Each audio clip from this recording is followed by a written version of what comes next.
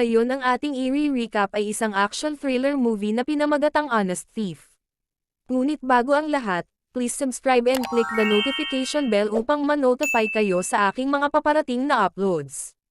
Nagsimula ang pelikula kay Tom Carter, aka ang In-N-Out Bandit, isang kilalang magnanakaw sa bangko. Pinasok niya ang 12 iba't ibang mga bangko, sa 7 iba't ibang estado sa nakalipas na 8 taon. Nagnakaw siya ng mahigit $9 milyong sa kabuuan, at wala man lang alam ang mga awtoridad kung sino siya. Siya ay nagsasagawa ng kanyang huling pagnanakaw, habang siya ay pumasok sa isa pang vault. Nang maglaon, nagrenta si Tom ng isang storage unit sa isang bodega, kung saan nakilala niya si Annie, isang nagtapos na estudyante. Habang naghahanda si Tom na gumawa ng tapat na pamumuhay, nakita niya ang kanyang sarili na nakikipag-usap kay Annie. Ang dalawa ay mukhang may magandang chemistry, at si Annie ay mukhang may gusto sa kanya. Makalipas ang 1 taon, magkarelasyon na sina Tom at Annie. Dinala ni Tom si Annie sa isang bahay na gusto niyang bilhin para sa kanila, ngunit ang totoo ay pumasok lamang sila sa bahay na iyon.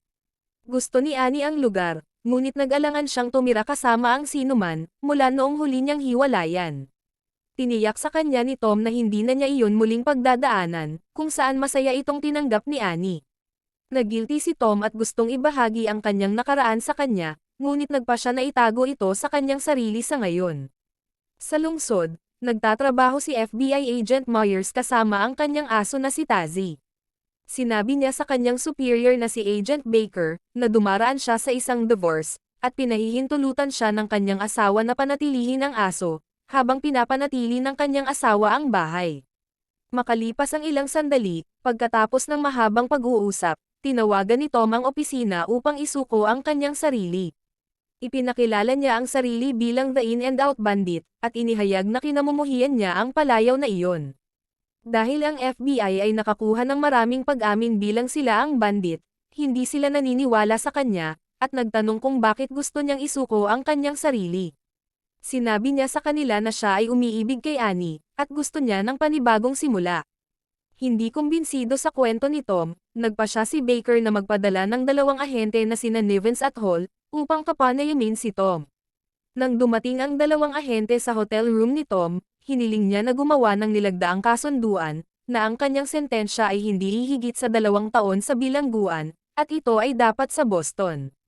Gayunpaman, gusto muna ng mga ahente ng mga detalye, bago gumawa ng anumang deal. Dahil dito, nagbigay si Tom ng mga tahasang detalye sa mga pagnanakaw, na nagpapaliwanag kung paano siya pumili ng mga bakanteng gusali malapit sa isang pre-1950s safe, para sa mga heists. Ang mga ahente ay hindi kumbinsido, at gusto ng karagdagang patunay ng pera na kanyang ninakaw. Sinabi ni Tom sa kanila ang tungkol sa storage unit container, kung saan itinatago niya ang pera mula sa mga nakaraang pagnanakaw. Pumunta ang mga ahente sa storage unit container, at nagulat ng matuklasan na nagsasabi ng totoo si Tom, dahil nahanap nila ang mga kahon na puno ng pera. Sinubukan ni Nivens na ipasok si Hall sa isang scheme, kung saan ibubulsa nila ang pera para sa kanilang sarili, dahil alam ni Nivens na kailangan ni Hall ng karagdagang pera, upang suportahan ang kanyang pamilya. Nag-alangan man sa umpisa, ngunit kalaunan ay pumayag din si Hall sa plano ni Nivens. Sa kanilang paglabas, naabutan ng mga ahente si Annie, na nakita sila sa mga security camera. Nagsinungaling sila sa pagsasabing kilala nila si Tom, at narito sila sa kanyang ngalan. Itinago ng mga ahente ang pera sa isang safe house, at bumalik sa silid ng hotel ni Tom. Inilabas ni Nivens ang kanyang baril, sa pagtatangkang patayin si Tom. Sa kabila nito, sinabi ni Tom sa kanila na 3 lang, sa $9 milyong ang itinago niya sa storage na iyon. Naputol ang plano ni Nivens nang biglang may kumatok sa pinto. Ito pala ay si Baker, na dumating upang makipagkita at makipag-usap kay Tom. Ilang sandali pa, binaril at pinatay ni Nivens si Baker. Sinubukan ni Tom na kunin ang baril ni Nivens, na humantong sa pagkahulog nila sa bintana sa ikalawang palapag, habang naglalakad si Annie. Bagamat natatakot si Annie, sinabihan siya ni Tom na tumakbo, at lumayo sila sa mga korap na ahente. Hinahabol ni Nivens at Hall si Tom, habang tinatalakay ang kanilang magiging kwento, na gustong i-frame up ni Nivens si Tom. Alam din ni Hall na kinuha ni Tom ang kanyang baril. Inihatid ni Tom si Annie sa ligtas na lugar, ngunit napilitan siyang ibunyag ang kanyang nakaraan bilang isang magnanakaw. Inamin niya kay Annie ang totoo, at sinabi na talagang gusto niyang gawin ang tama kasama siya. Labis na nadismaya si Annie sa balitang ito, kahit na sinubukan ni Tom na sabihin ang tungkol sa kanyang mga intensyon. Hinabol sila ni Nivens at Hall, ngunit nagtagumpay si Tom na maiwasan sila sa isang parking garage. Nag-hotwire si Tom ng isa pang kotse, para tuluyang makalayo. Kasabay nito, pumunta si Myers sa apartment, at natuklasan ang katawan ni Baker. Si Tom at Annie ay pumunta sa isang playground pansamantala. Galit pa rin siya sa pagtuklas ng katotohanan tungkol sa totoong pagkatao ni Tom. Ikinwento ni Tom kay Annie, ang tungkol sa kung paano nawalan ng trabaho ang kanyang ama, matapos nalustay ng CEO ng kanyang kumpanya, ang mga pondo ng pensyon mula sa mga empleyado. Dahil dito, ang kanyang ama ay nagpakamatay, sa pamamagitan ng pagmamaneho ng napakabilis at bumangga sa isang puno. Kalaunan ay ninakawan ni Tom ang bangko, kung saan itinago ng CEO ang kanyang mga pondo. Inamin niya na ang pagnanakaw ang nagbigay buhay sa kanya, ngunit nagbago ang lahat nang makilala niya si Annie, kaya tumigil ito sa pagnanakaw sa mga bangko. Ang kailangan lang niya ay pagmamahal. Dahan-dahan na pinatawad ni Annie si Tom.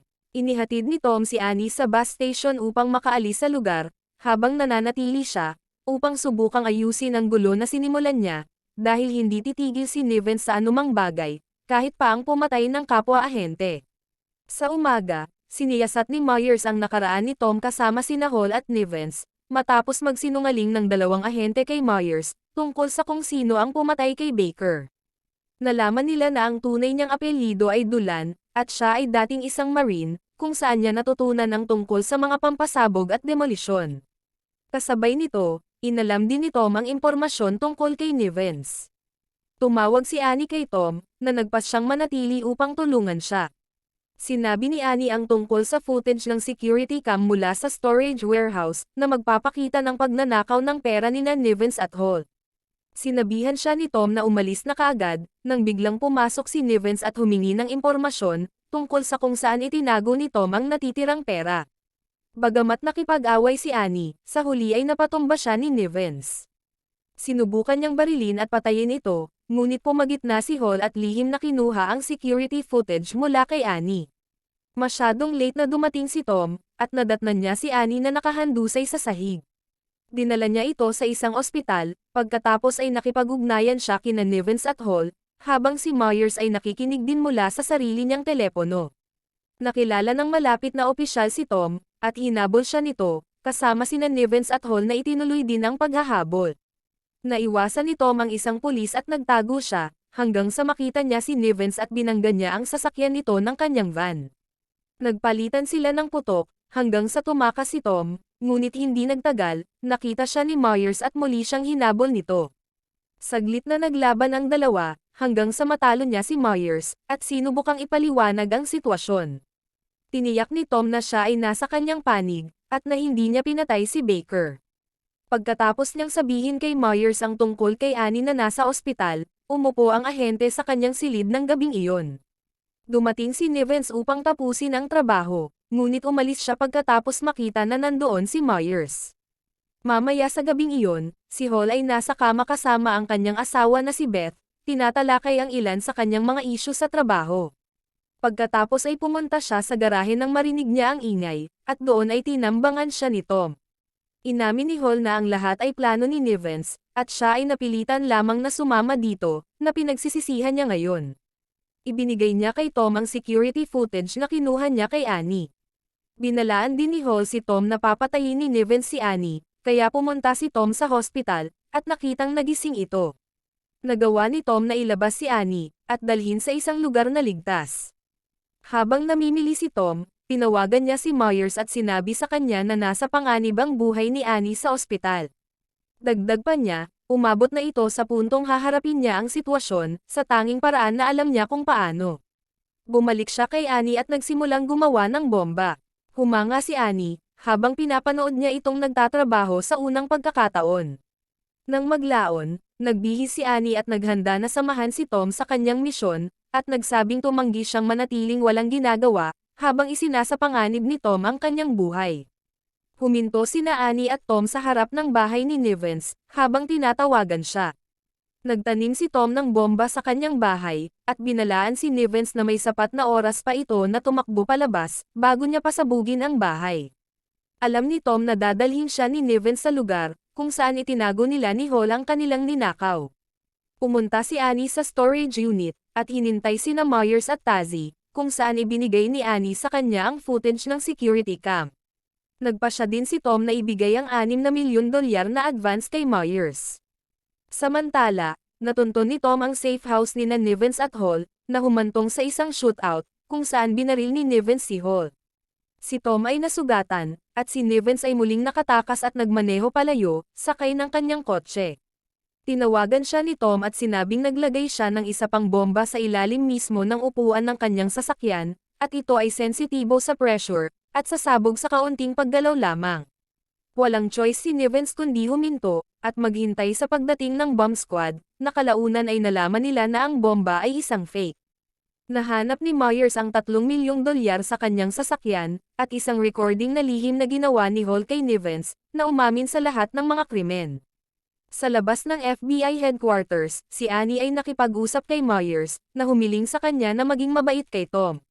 Nakatanggap si Myers ng tawag sa telepono mula kay Tom, na nagsasabing handa na siyang isuko ang sarili, at lumabas siya sa isang pickup truck.